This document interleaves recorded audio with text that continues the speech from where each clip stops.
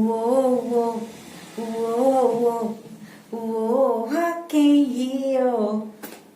Boa noite.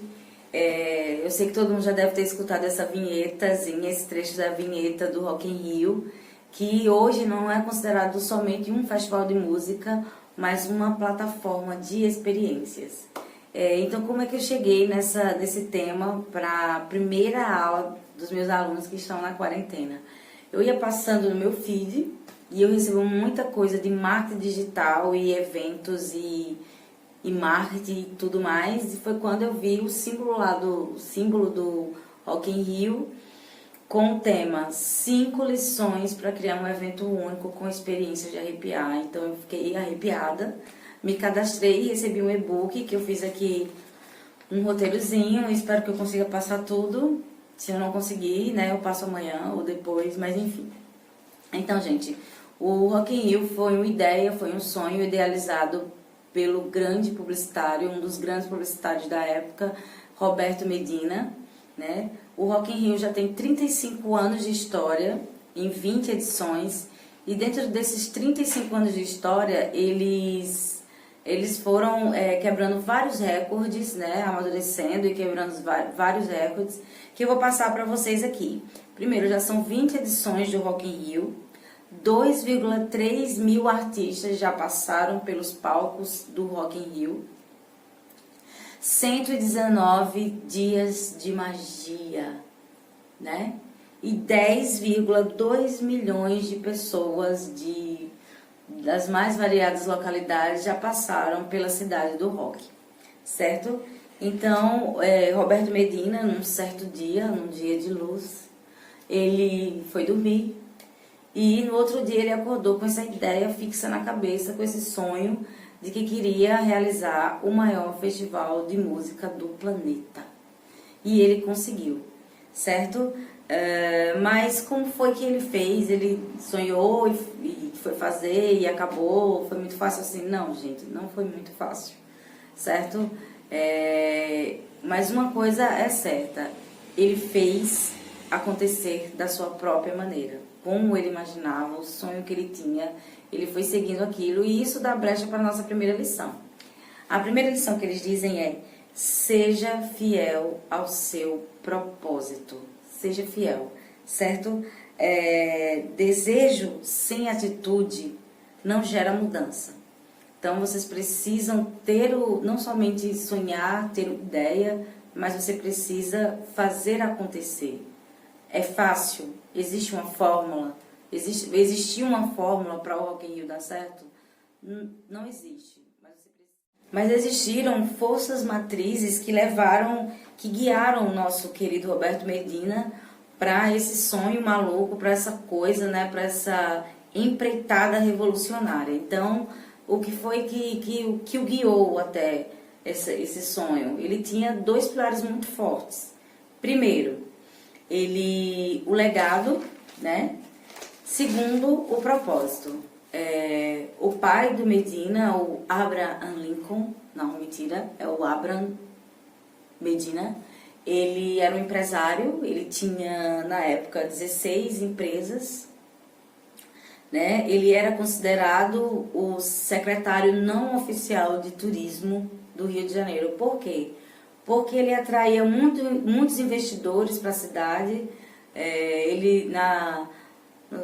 No século XX, ele era um empresário muito visionário, uma pessoa muito forte, uma pessoa muito influente, que trazia muitas pessoas, que movimentava muito a cidade do Rio de Janeiro. Ele fez parte do desenvolvimento da cidade do Rio de Janeiro, que atraiu muita gente, e isso inspirava, isso era sabe, ele tinha o pai dele, o Abraham, como uma fonte de inspiração ali viva na frente dele. E além do legado, ele tinha um propósito, né? Ele tinha um sonho que ele queria realizar, e esse sonho ele surgiu num momento muito complicado do país, que passava pela redemocratização do país, né? Mas além da redemocratização do país, o que acontecia? Ele tinha um desejo muito forte de mudança. Desejo muito forte de mudança. Ele também queria fazer a diferença. E eu digo sempre isso para os meus alunos, que é faça a diferença, sabe? Faça valer os seus sonhos, faça valer a pena os seus dias. Às vezes eu sou bem, né, taxativa em relação a isso, que se você acorda às 5 horas da manhã, faça valer a pena tudo que você faz. E eu, com o Roberto Medina, diante de tudo isso, não foi diferente. Na mesma época, em contramão dos sonhos dele, a produção cultural da cidade do Rio de Janeiro estava muito em baixa, e também trazer atrações internacionais para a cidade do Rio também estava muito complicado. Mas ele tinha um propósito. E o propósito dele era construir um mundo melhor. Olha só esse propósito para um evento, viu? Para um festival de música, construir um mundo melhor. E ele queria, né, ele estimava que no primeiro show, lá em 1985, viria, em média, 1 milhão de pessoas para o evento dele, certo? Segunda lição. Comece hoje e desafie o impossível. Aí eu começo com a pergunta. Você imagina o que é necessário para colocar de pé algo tão grandioso como a cidade do rock? Não, né? Eu até imagino. Mas vamos lá, em 2019 foi 385 mil metros quadrados transformados na cidade do rock, lá no Parque Olímpico, né? Então eles juntaram 3 forças, que para os íntimos, né, se chama POI, que é produção, operação e estratégia, certo? Então eles juntaram essas 3 forças de forma a atingir todos os processos de forma fluida. Então foram 700 mil pessoas percorrendo ali a cidade do rock, né? E de forma que tudo transcorria muito bem, nada de filas, para que tudo ocorresse de forma fluida. Então, para que isso acontecesse, é preciso planejamento. E eu falo muito isso para os meus alunos, não só o planejamento antes, né? Tem que ser planejamento antes, durante e assim que acabar o evento, também tem que ter um planejamento, eu acho que para ver os prós, né? Os pós e os contras, o que aconteceu de bom, o que aconteceu de ruim, o que é que a gente pode melhorar futuramente. Então eles fazem isso, assim que os portões se fecham do Rock in Rio, eles começam a planejar para que não só as expectativas do público, dos fãs, das marcas, dos parceiros, dos fornecedores, dos colaboradores e direção aconteça quando os portões se fecham. Eles já começam a planejar o próximo Rock in Rio. Ricardo Actor, que é vice-presidente de operações, diz o seguinte: a gestão do invisível, certo? O POI. O trabalho é criar uma experiência para as pessoas que vão à cidade do rock, para que tenha agilidade nas filas, fornecimento de alimentos e bebidas, sistema de credenciamento fluido também, energia elétrica, né? Segurança, limpeza, que isso é essencial, e a coleta de lixo. Isso só pode acontecer, só acontece dessa forma lá no Rock in Rio, porque eles têm essas 3 forças juntas, né? Eles trabalham com essas 3 forças juntas o tempo todo. E isso, sabe, eu acho incrível, eu acho maravilhoso. Organização e planejamento. É isso, organização e planejamento. E estar sempre em contato, né? A comunicação das pessoas. Estar mais perto das pessoas que trabalham desde da montagem do palco até a pessoa que está limpando lá na entrada ou o credenciamento lá na entrada. Eles precisam estar sempre em ligação. Terceira lição: crie diálogos entre as marcas e o público, certo? Em 1985, o Medina descobriu uma saída, né, para todos aqueles problemas que ele estava tendo, né, naquela época. Ele tinha uma agência que se chamava Artplan e ele criou, né, ele não tinha dinheiro para fazer o Rock in Rio, as contas não fechavam, e ele fez o seguinte: ele criou uma campanha de comunicação de 6 meses antes do Rock in Rio, né? E a partir desse dinheiro, dessa verba das propagandas, ele conseguiria pagar tudo que viesse, né? Ele conseguiu fechar as contas do Rock in Rio através dessas propagandas, dessas marcas que se juntaram a ele durante esse processo de campanha que durou 6 meses. Certo? Uma das primeiras marcas a patrocinarem o festival de rock, o Rock in Rio, foi a Brahma. Ela patrocinou, né, para fazer o lançamento lá da Malte 90, 20 milhões de dólares somente, certo? Então o Rock in Rio ele tinha uma forma diferente de trabalhar com os patrocinadores, tá? Esse era o diferencial do Rock in Rio, que eu acho que foi um dos primeiros festivais a ter esse contato mais direto com a marca, né? A interação dos patrocinadores e do público, que eu acho isso fantástico. A marca, ela não está só ali para enfeitar ou ela patrocinou, eu vou mostrar a marca ali no meu evento, no meu show, não. A marca precisa ter interação direta com o público.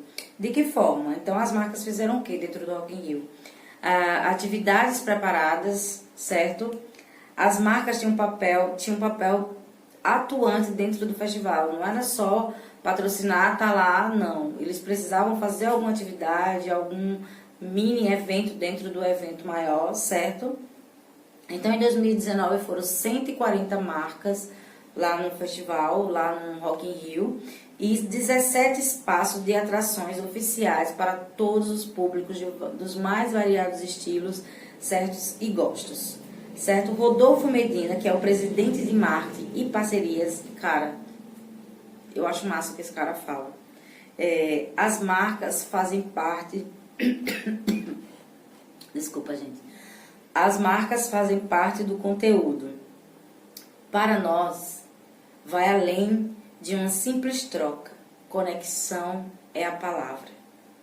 Patrocinadores, apoiadores e parceiros se unem no propósito de oferecer uma plataforma de experiências para esse público que vai ao Rock in Rio. A marca não é uma intrusa, ela não tem que ser uma intrusa dentro do evento. Ela precisa fazer parte integrada do evento. Cara, eu achei maravilhoso isso. Abriu até várias, né, coisas que eu tinha em minha mente em relação a isso. Certo? Não é apenas incluir uma marca. É preciso que haja um diálogo, certo? Criar uma narrativa. Não é só colocar também uma atividade aleatória lá dentro do evento. Ela precisa estar numa narrativa conjunta com a proposta do evento de construir um mundo melhor, certo? E é isso. Então vamos lá para a quarta lição. Não execute apenas um projeto, crie experiências. O Rock in Rio ele não vende somente um ingresso para o show. Ele vai além disso, né? Aquela pulseira que você tem, que você ganha, que você recebe ao comprar o ingresso, né? Ele te dá um passaporte para viver algo único, viver experiências incríveis, né? A experiência do público vem em primeiro lugar dentro do Rock in Rio. Eles criam uma atmosfera para que ninguém se esqueça da experiência de estar dentro do Rock in Rio. Não só durante o Rock in Rio, né, propriamente disso, mas isso também já vem antes, com todas as propagandas e tudo que eles criam, mas também no evento eles fazem um trânsito planejado para o evento. Eles criaram uma linha com o nome de primeira classe, top, para que as pessoas se sintam seguras e tranquilas durante o evento, né, com aquele para ir e vir para suas casas, etc., depois dos shows. E também, gente, isso é maravilhoso, eles criaram uma fragrância única para o Rock in Rio. Dentro dos 385 mil metros quadrados, todos com uma aparelhagem, né, específica, eles fazem com que aquele ambiente tenha um aroma diversificado, um aroma criado para o Rock in Rio, criando assim, né, não só uma experiência com olhar, eu acho que um paladar também, que a alimentação deve ser bacana, mas também sensorial, certo? E além disso tudo também, eles criaram um conceito 360, que é quando as pessoas dão uma volta total dentro do Rock in Rio, para que assim elas possam tirar fotos, elas poderem aproveitar com essa pulseira, com esse passaporte que eles ganham, viver toda uma experiência dentro da cidade do rock. Me deu até vontade de rir, me deu até vontade de ir só para sentir aquele cheiro. Eu devo até sentir esse cheiro de festa, sabe? Cara, muito maravilhoso. Enfim, certo? Vamos lá. O Rock in Rio é a segunda marca que mais emociona no Brasil e também é considerado o maior festival de música e entretenimento do mundo, ok? E é considerado também uma plataforma de experiência, já não é mais somente um festival, é uma plataforma de experiências, certo? O Luiz Justo, que também é do CEL, né? Também faz parte do Rock in Rio, ele diz: como você quer que as pessoas lembrem do seu projeto? Né? Artista, você quer que eles lembrem do artista? Sim, claro. Você quer que eles lembrem dos hits? Sim, claro. Ou, além disso, também vocês queiram que eles, ao lembrarem do seu evento, lembrarem daquele projeto, eles se arrepiem, né? Quando as portas dos portões se abrem, eles estão ali naquela cidade cheia de experiências incríveis, com um cantor maravilhoso, com hits maravilhosos, com sensações maravilhosas, com odores fantásticos, com pessoas queridas, pessoas felizes. Eu acho que é isso que ele quer dizer aqui, né? Como é que você quer que o seu projeto seja visto, seja lembrado? Por isso que eu acho que é muito importante o design do evento, sabe? Eu acho muito massa quando tem toda uma decoração, tem uma preocupação com tudo, desde não só da estrutura do palco, mas de todo o evento. Eu acho isso muito maravilhoso, certo? Então, eles também dizem aqui que é uma experiência única, que eles querem proporcionar ao público e que eles não a galera adorou, tá massa, não. Eles não ficam parados numa zona de conforto. Né? Ele quer agregar mais e mais valor ao evento, que isso é muito importante. Ele quer, além de agregar valor, encantar as pessoas, né? Fazer com que as pessoas saiam de lá totalmente, sabe, maravilhadas com o Rock in Rio.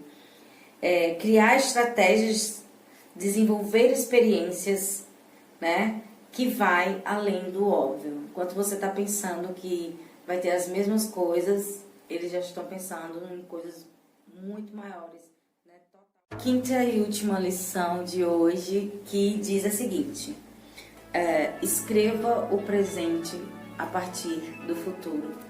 Lá em 1985, a primeira edição do festival teve 1,3 milhões de pessoas, né? E o Roberto, ele estimava 1 milhão e teve 1,3 milhões de pessoas.